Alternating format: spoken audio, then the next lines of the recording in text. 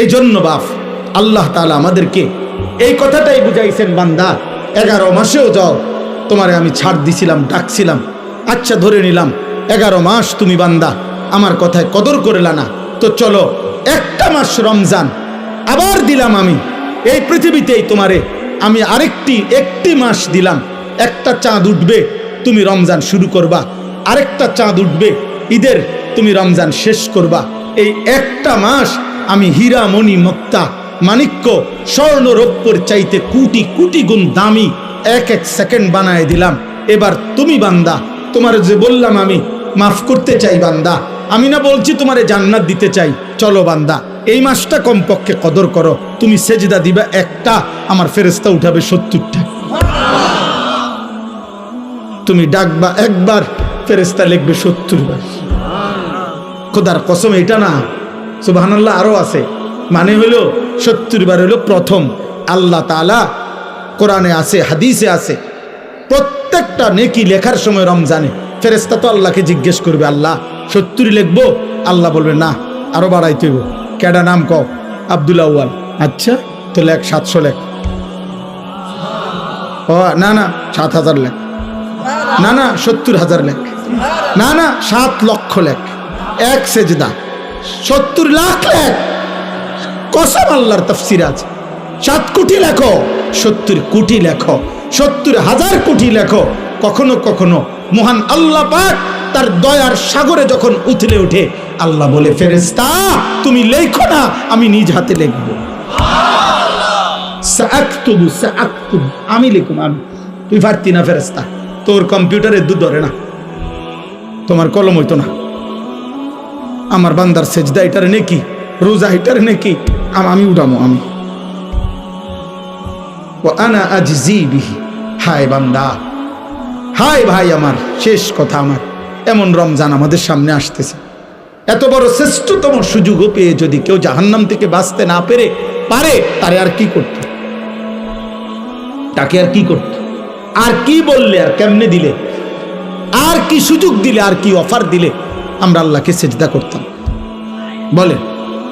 এই জন্য প্রিয় ভাই, প্রিয় নওজোয়ান, শুধুমাত্র একজন বক্তা তামাশা দেখতে আসছে এমন যেন না হয়।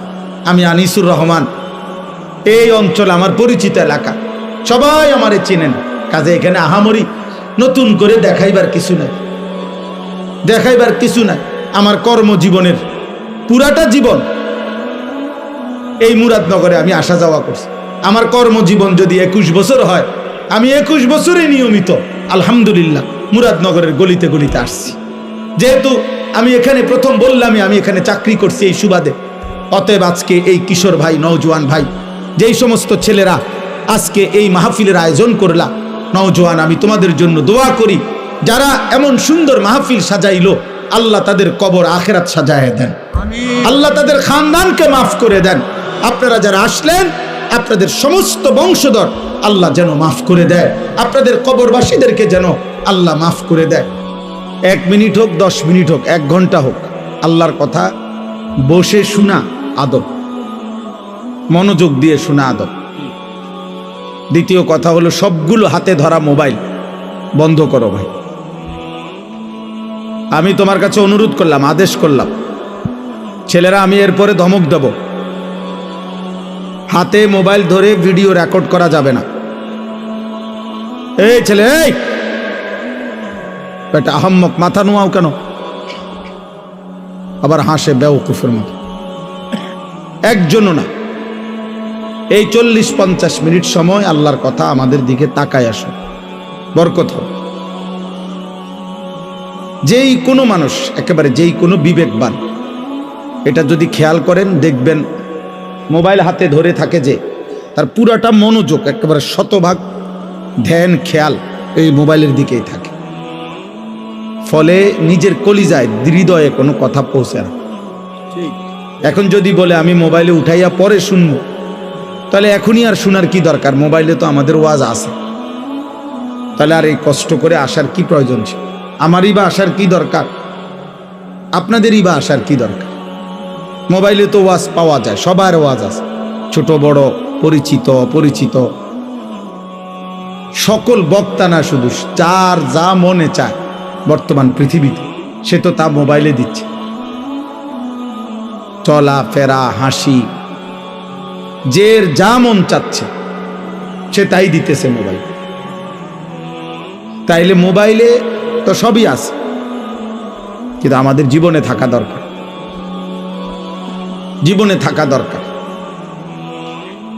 এই জন্য সবগুলো ছেলে ভাই, প্রিয় ভাই নওজোয়ান, এই কুদ্দুর সময় আমার কাজে লাগা ভালো হবে। আলাদা আলাদা শোনো, কেউ কাউরে কোনো রকম একজন আরেকজনের দিকে তাকায়ও না, তুমি আমার দিকে তাকাও, আল্লাহ বরকত দেবে। আল্লাহর কথা দিল দিয়ে শুনতে হয়, মনোযোগ দিয়ে শুনতে হয়, নাই তো ফায়দা হয় না। একটি মাহফিল কোনোভাবেই এটা প্রদর্শনী না, লৌকিকতা না, এবং মাহফিল করানো এটা কোনো আশ্চর্যের কিছুও না যে আমরা একটা মাহফিল করাইছি। প্রতিদিন মাহফিল হচ্ছে, হাজার হাজার মাহফিল সারা বাংলাদেশে, বিশেষ করে শীত মৌসুমে ৩-৪ মাস লক্ষ লক্ষ মাহফিল সারা বাংলাদেশে। সেটা আমার বিষয় না, আমি বলছি এখন এটা ইন্তেজামওয়ালাদেরকে বলে। মাহফিলের মাইক ঠিক করা আমার দায়িত্ব ছিল না, আমার দায়িত্ব ছিল আসা। আমি আসছি, এটা আমি প্রথমেই বলছি। এটা যে মাইক ডিস্টার্ব, আমি তো প্রথমেই বললাম, এই জন্য বললাম। তো আমার কথা এটাই। এই ছেলে, এই ভাই, এই দাড়িওয়ালা ছেলে, ফাজলামি করো নাকি ভাই? দোস্ত তুমি আর পাল্লা না লাগলে চলে যাও ভাই, চলে গেলে ভালো। আব্বা উঠা চলে যাও, হাইসো না, তুমি চলে গেলে ভালো হয় বাবা। দয়া করে ফাজলামি করো না, মস্কারি করা ঠিক না।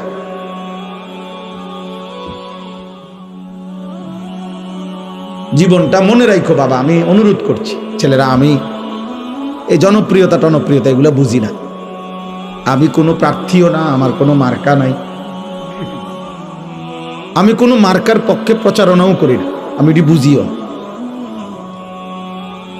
কাউরে তাল দেওয়ান এটাও বুঝি না, ঝোল দেওয়ানটাও বুঝি না। জীবনভর আলহামদুলিল্লাহ আল্লাহর দয়া এই স্বাভাবিক গতিতে চলছে। এই জন্য প্রত্যেকের কাছে বললাম, কোনো রকম ফাজদামি করো না, চালাকি করে কৌশল করে তুমি মোবাইলে ছবি উঠানোর কি দরকার? আমি নিষেধ করার পরে এই বেয়াদবি করার দরকার কি? তার চাইতে চলে গেলে ভালো। যে হুজুর, আপনার মতো হুজুরের ওয়াজ না শুনলে কি হয়, তা তুমি যাও গা রাগ করে, আমার তো কোনো অসুবিধা নেই। আমি তো ইয়াকিনের সাথে বিশ্বাস করি যে আল্লাহর কথা একজনকে বললেও নেকি হয়, হয় কি না? তো আমার নেকি দরকার, আমার সওয়াব দরকার, আখেরাতে সওয়াব নেকি দরকার। আর একজনকে বললেও নেকি হয়, খালাস। বেশি কম নিয়ে কোনো পেরেশানি নেই। আল্লাহ তাআলা আমাদেরকে বুঝার তৌফিক দান করে। প্রত্যেকটা ছেলেকে বলি, দোস্ত এতটুকু বুঝ আল্লাহর নিয়ামত, যে নিজের আত্ম উপলব্ধি, অর্থাৎ আমি কমপক্ষে একজন সুস্থ স্বাভাবিক মানুষের পরিচয়, যে সে তার উপলব্ধি আছে এতটুকু যে আমি আসলে কে, আমি কোত্থেকে আসলাম, কে আমাকে পাঠাইলেন, কেন পাঠাইলেন, যিনি পাঠাইলেন তিনি যা চাচ্ছেন আমি তা করছি কিনা, আমি যা করছি তিনি তা চাচ্ছেন কিনা। প্রতিনিয়ত মানুষগুলো মরছে, কই যায়? আমিও যাব একদিন সেখানে, সেখানে আমাকে কিছু জিজ্ঞেস করবে কিনা, আমাকে আমার জীবনের এই চলাফেরা, হাসি কান্না, আমার এই রাত দিন সকাল দুপুরের কোনো হিসেব দিতে হবে কিনা। এদূর বুঝাপড়া, এতটুকু অনুভূতি যদি কারো বিবেকে না থাকে, ও আসলে মানুষ না, এটা জন্তু জানোয়ার। কারণ জন্তু জানোয়ারের কোনো হিসাব নাই, জান্নাত জাহান্নামও কিছু নাই, বিচার আসার কিছু নাই। এতটুকু আছে তাফসীরের মধ্যে যে শুধুমাত্র জানোয়ার জন্তু, যে যাকে জুলুম করছে তাৎক্ষণিক হয়তো জুলুমের একটা বদলা দিবে, মানে একটা গরু আর একটা গরুর অন্যায়ভাবে গুতা দিছে, তো এইটা হয়তো এটারে এবার গুতা দিবে, এরপরে শেষ। পুরস্কারও কিছু নাই, শাস্তিরও কিছু নেই। কিন্তু আমরা মানুষ, হাসি কিংবা কাঁদি, বুঝি কিংবা না বুঝি, খেয়াল করি আর না খেয়াল করি, আমাদেরকে আল্লাহর কাছে ফিরতে হবে।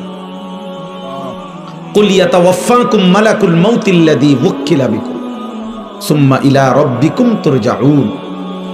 আল্লাহ তাআলা বলেন, হে নবী আপনি বলে দেন তোমাদের প্রত্যেককে মালাকুল মউত আজরাইল জান কবজ করুন। মৃত্যু তোমাদেরকে গ্রহণ করতেই হবে, তুমি না চাইলো। এই চূড়ান্ত সত্য থেকে তুমি পাশ কাটার কোনো সুরত নাই। সেজদা দিতে দিতে আব্দুল কাদের জিলানিও যদি হও তবুও মরতে হবে। নাফরমানি করতে করতে যদি ফেরাউন নমরুদ হও তবুও মরতে হবে। যেতে তোমাকে হবেই, আল্লাহর কাছে যেতেই হবে। মালাকুল মউত আজরাইলের কাছে জান কবজ হবেই। সুম্মা ইলা রাব্বিকুম তুরজাউন, অতঃপর তোমাদের সকলকে মৃত্যুর মাধ্যমে আল্লাহর কাছেই, তোমাদের রবের কাছেই ফিরতে হবে। তাহলে আল্লাহ তাআলা বলেন, বান্দা বুঝো আর না বুঝো এই চূড়ান্ত সত্য আমি আল্লাহ থেকেই শুনে নাও। এবার তুমি পাত্তা দাও আর না দাও এটা কোনো বিষয় না, বাকি আমি আল্লাহ বললাম, আমি জানিয়ে দিলাম। কুল ইন্নাল মাউতাল্লাযী তাফিররুনা মিনহু ফাইন্নাহু মুলাকীকুম। আল্লাহ বলছে, হে বন্ধু আপনি বলে দেন মৃত্যু থেকে তোমরা যেখানেই পলায়ন করো না কেন, মৃত্যুই তোমাদের সাথে মোলাকাত করবে।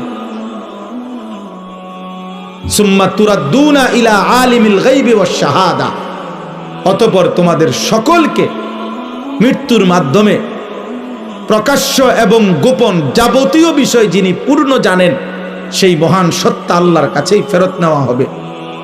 ফায়ুনাব্বিউকুম বিমা কুনতুম তা'মালুন, অতঃপর তিনি তোমাদেরকে তোমাদের সারা জীবনের যাবতীয় কর্মকাণ্ড কি করেছ তিনিই জানাবেন।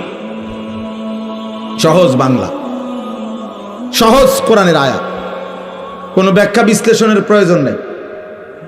কোনো দল মত আলাদা বিচ্ছিন্ন কোনো মতামত বলে এই তরিকার এই মত, এই তরিকার এই মত, না, এটা সাফ সাফ কথা, একদম বাংলা কথা। এটা আল্লাহ তাআলা বলেন, কুল্লু নাফসিন যায়িকাতুল মাউত, প্রত্যেককেই মৃত্যুর স্বাদ গ্রহণ করতে হবে। আল্লাহ বলেন এতটুকু শেষ না বান্দা, ওয়া ইন্নামা তুওয়াফাউনা উজুরাকুম ইয়াউমাল কিয়ামা, তোমাদের প্রত্যেকেই তোমাদের দুনিয়ার যাবতীয় কর্মকাণ্ডের প্রাপ্য কিয়ামতের দিন নিতে হবে, নিতে হবে। সেজদার বদলা তুমি পাইবাই, উলঙ্গ ছবি দেখার বদলা তুমি পাইবাই, সত্য বলার বিনিময় তুমি পাবাই, মিথ্যা বলার পরিণতি তুমি পাইবাই, হালাল উপার্জনের বদলা তুমি পাইবাই, সুদ এবং কিস্তির নাফরমানির বদলাও তুমি পাইবাই।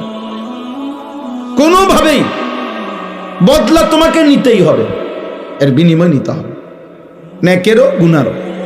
ইন্নামা তুওয়াফাউনা উজুরাকুম, একদম পূর্ণ দেওয়া হবে, এক সুতা এক জাররা ঘরে ঘরে না। বাজারের শেষ বাজারে দোকানদারে হয়তো বলে যে আরে 1.5 কেজি ফোনে 2 কেজি হইব, যান বাদ দেন, 1 কেজি দাম ধরে দিয়ে দেন, আর বেচা শেষ। হ্যাঁ, এ না, আল্লাহ বলে না না, 1 কেজি 1 কেজি 1 কেজি 100 গ্রাম 100 গ্রাম, অর্থাৎ এক সুতা এক বিন্দু এক জাররা এক পলক। ফামান ইয়ামাল মিসকালা যাররা, এক জাররাও আড়াল করতে পারবে, তোমাকে হিসাব দিতে হবে। আমি আল্লাহর কাছ থেকে তার বিনিময় বদলা নিতেই হবে। ওয়া কাফা বিনা হাসিবিন, আল্লাহ বলেন হিসাবের জন্য আমি আল্লাহ একাই যথেষ্ট। ওয়া কাফা বিদুনুবি ইবাদিহি খাবীরাম বাসীরা, আল্লাহ বলেন আমার বান্দার প্রত্যেকটা গুনার ব্যাপারে আমি আল্লাহ একাই শতভাগ খবর রাখছি, নিজ চোখে দেখছি।